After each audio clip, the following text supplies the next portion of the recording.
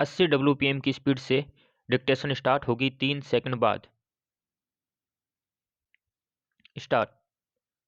देश के विद्यालयों में मध्याह्न भोजन योजना के तहत विषाक्त या दूषित भोजन खाने से बच्चों के बीमार पड़ने यहाँ तक कि मर जाने की घटनाएं अक्सर सामने आती रहती हैं। विडंबना है कि इतना संवेदनशील मामला होने के बावजूद किसी घटना से सबक लेकर सावधानी बरतना जरूरी नहीं समझा जाता। यही वजह है कि एक घटना के कुछ दिनों बाद वैसा ही दूसरा मामला सामने आता रहता है और फिर संबंधित महकमे की ओर से जांच और कार्रवाई के भरोसे के साथ शांत पड़ जाता है।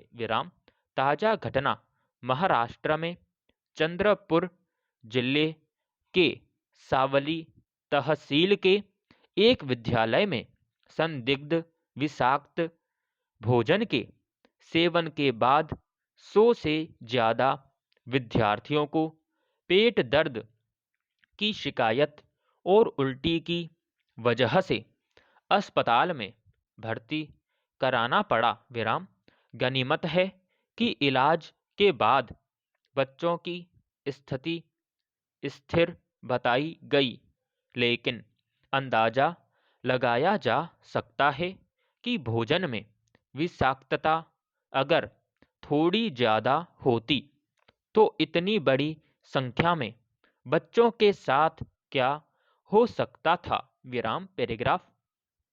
सवाल है कि देश भर के सरकारी विद्यालयों में बच्चों को कुपोषण की समस्या से बचाने के उद्देश्य से चल रही इस योजना में इस व्यापक खामी को दुरुस्त करने के लिए कोई ठोस उपाय क्यों नहीं किए जाते। क्या वजह है कि हर कुछ समय के बाद देश के अलग अलग इलाकों से इस तरह की घटना सामने आती रहती है, जिनमें विद्यालयों में मिले मध्याह्न भोजन से कई बच्चों की जिंदगी खतरे में पड़ जाती है। प्रश्नवाचक।